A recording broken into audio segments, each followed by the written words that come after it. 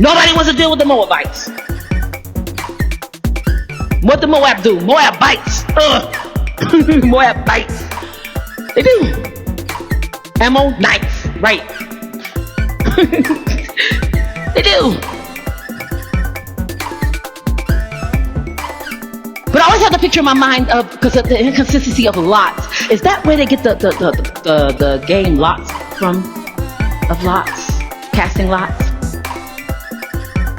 We know that Job took place at the same time that Abraham did. But Jonah, I'm not sure. Jonah was a minor prophet, and though it sounds a little like Job, it's not the same book. And so I believe that Jonah may have taken place, right? Because Tarshish and Joppa were funded cities, but Jonah probably took place after Genesis, after Abraham's story, right?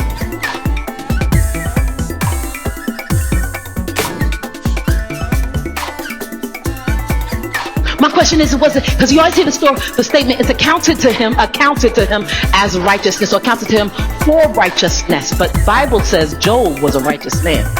I always said that Abraham was really God's friend. Why did Job get his name on? They were created at the same time, right? The story happened at the same time. Why did Job get his name on the book, but Abraham did not? Abraham was just a part of Genesis.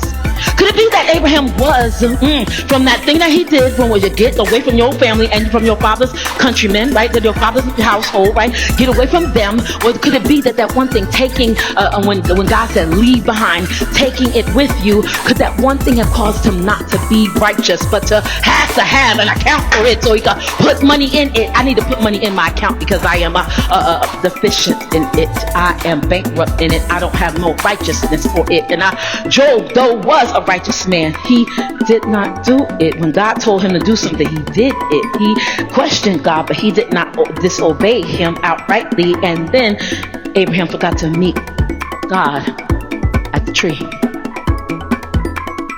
So again, we got these lots, and we got another tree. They were sitting up underneath the tree, leaning on the tree and eating.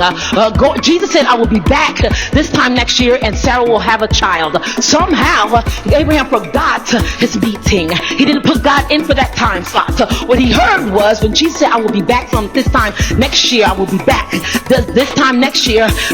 Abraham didn't hear that. What Abraham heard was, Sarah won't have a child. What makes me righteous? Complete and total obedience. Whether I'm spew or tree or wither leaf, I must be obedient. I must follow the call that I'm given and do it properly. My only inference is all of the trouble that Abraham went through as a result of what happened to him stemmed from I would say there was a stemming and a birthing in Lot. Why?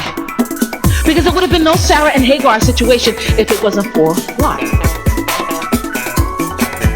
That God wanted to bring a promised child, and that's what God promised. He said the sands of the shore, right, or the clouds in the sky, or whatever he said about that. You know, like the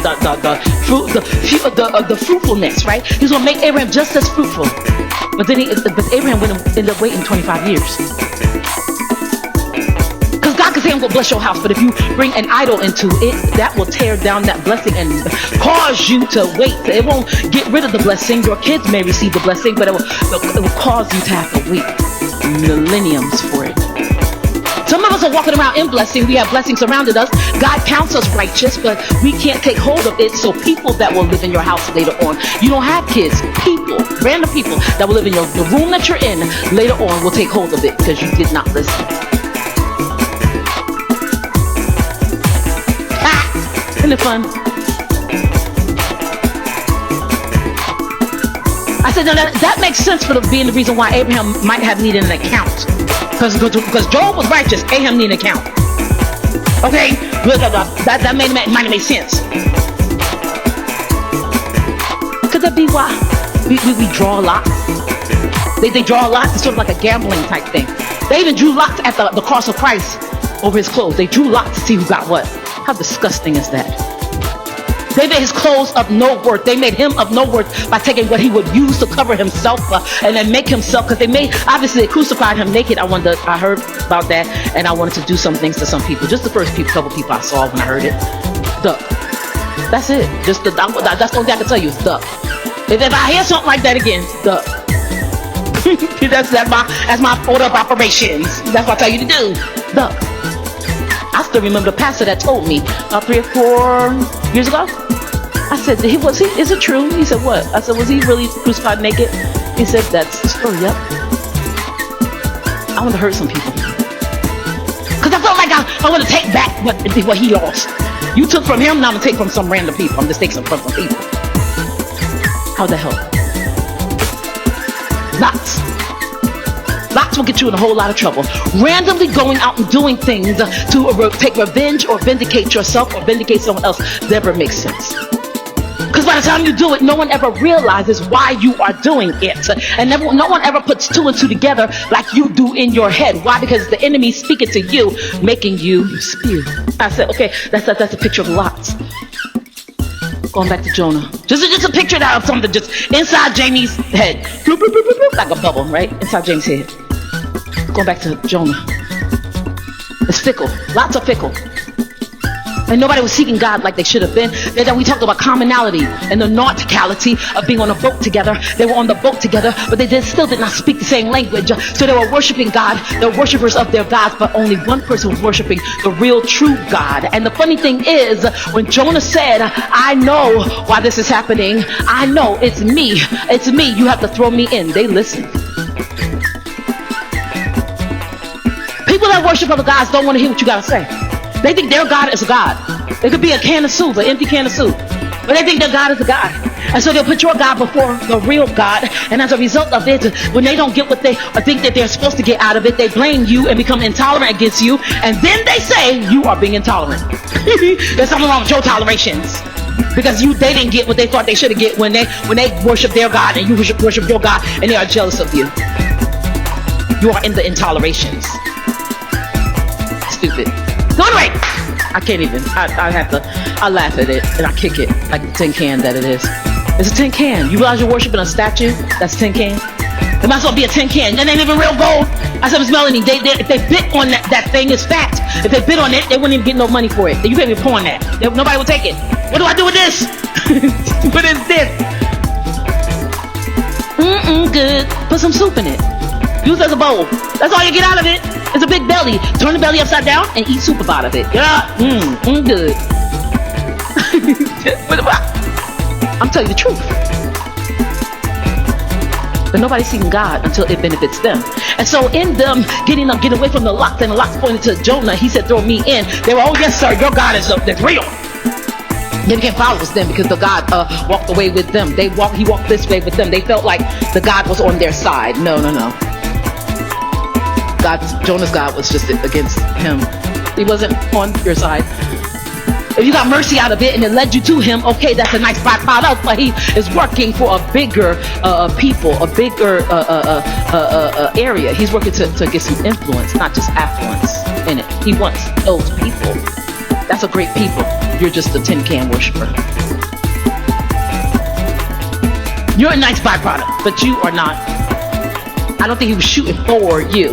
The cross already, here's a picture of it. The cross already shot for me. But if I don't want to believe it, if I get saved, if I get the opportunity to get saved again, that's a benefit for me. But Jesus ain't shooting for me no more. Because Jesus already did it on the cross at Calvary. When God said just now, he said, when I say it's finished, I mean it is finished. I'm not fighting no more your battles. This is your job now. He gives us all we need to speak.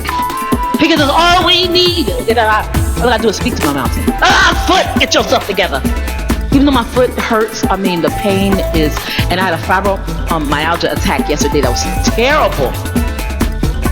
I let it out a little bit on a prayer call because I said, if I sound like I'm not making any sense, it's because it affects even my mindset and the way that I talk. I'm in that much pain. I can't function. So I'm trembling and it slows down my thought process. And in my head, I know what I want to say, but I can't get it out. My blood is burning. It's bad. And it was so bad, it caused my foot to even act up. But even in that, there's no excuse. Even in that, if I'm offered the opportunity, I will never go to God and say, oh, I blame you for this. Because then I become spew.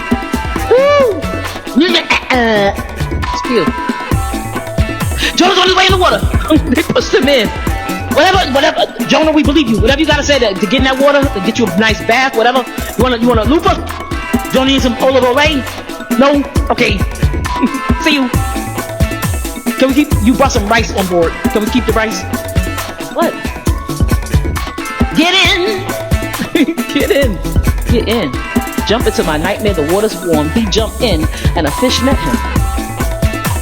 And they watched the fish swallow him.